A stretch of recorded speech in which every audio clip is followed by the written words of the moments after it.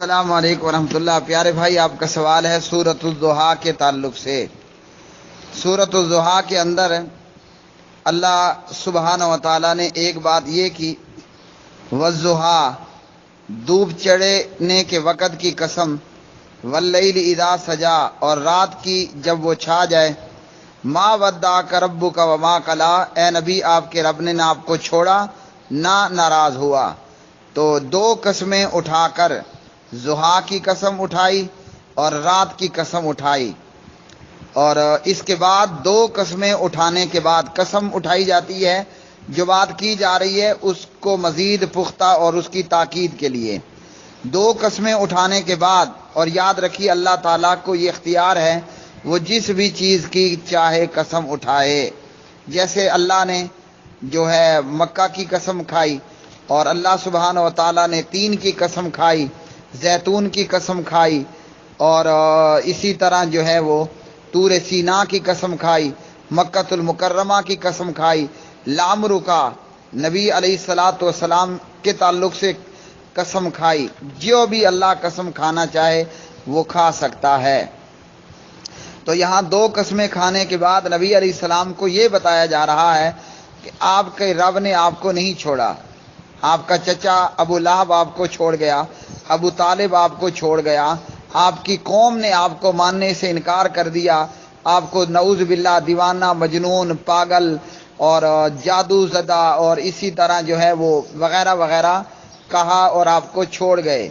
تو آپ کے رب نے آپ کو نہیں چھوڑا۔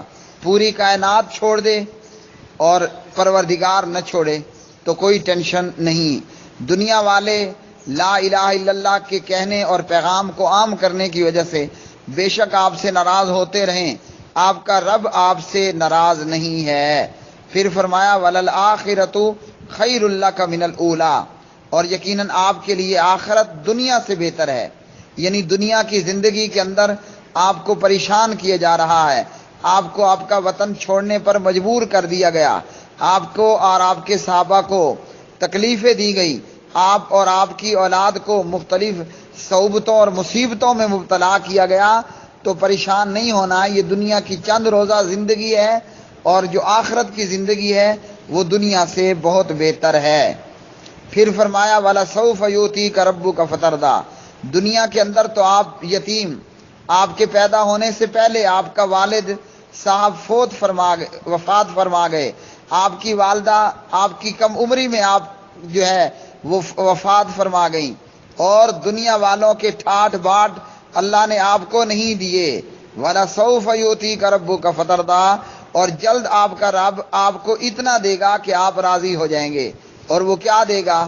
اللہ سبحانہ و تعالیٰ نبی علیہ السلام کو جنت الفردوس میں اعلیٰ مقام دے گا، آپ کو مقام محمود عطا کیا جائے گا۔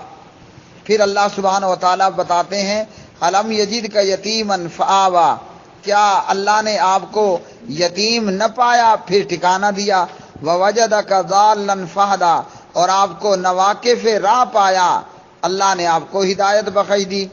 آپ یتیم تھے، اللہ نے آپ کو مقام اور رتبہ عطا کر دیا، اور وہ رتبہ اور مقام کیا تھا؟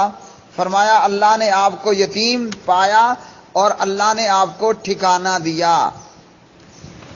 دائیاں آئیں اور بچے لے کر گئے، مگر محمد صلی اللہ علیہ وسلم کو کسی نے نہ اٹھایا، کیونکہ جب بچے کا باپ ہی نہیں تو ہمیں کیا ملے گا۔ لیکن بالآخر حلیمہ نے خالی جانے سے بہتر یہی سمجھا کہ اس یتیم کو ہی اٹھا لیا جائے۔ تو دنیا والوں میں یہ حال تھا، مگر آپ کے رب نے آپ کو ٹھکانہ دیا۔ وہ ٹھکانہ جنت الفردوس ہے، وہ ٹھکانہ مقام محمود ہے، وغیرہ وغیرہ۔ وَوَجَدَكَ عَائِلًا فَأَغْنَىٰ، اور آپ کو تنگ دست پایا پھر مالدار کر دیا۔ فَأَمَّا الْيَتِيمَ فَلَا تَقْهَرْ، یہ تمام باتیں کرنے کہنے کے بعد اللہ سبحانہ و تعالیٰ فرماتے ہیں اے محمد صلی اللہ علیہ وسلم، آپ کا بھی کام ہے، اب آپ کی بھی یہ ذمہ داری ہے کہ آپ یتیم پر سختی نہ کریں۔ وَأَمَّا السَّائِلَ فَلَا تَنْهَرْ، اور سوالی کو نہ جھڑکیں۔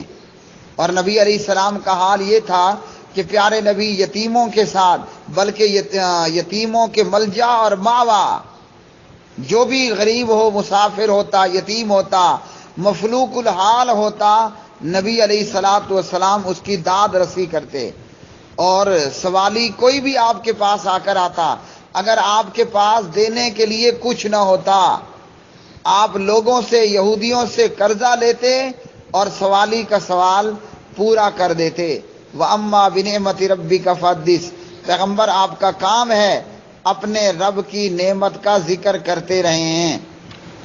اور پھر اس کے لیے نبی علیہ السلام نے ہمیں لا الہ الا اللہ بتایا، سبحان اللہ والحمد للہ واللہ اکبر ولا حول ولا قوت الا باللہ، اسی طرح لا حول ولا قوت الا باللہ بتایا، اور اسی طرح سبحان اللہ وبحمدہ عدد خلقہ ورضا نفسہ وزنۃ عرشہ ومداد کلماتہ، سبحان اللہ وبحمدہ سبحان اللہ العظیم۔ اللہ کے رسول نے خود بھی رب رحمان کا ذکر کیا اور یہ ذکر ہمیں بھی بتلایا۔ واللہ اعلم بالصواب۔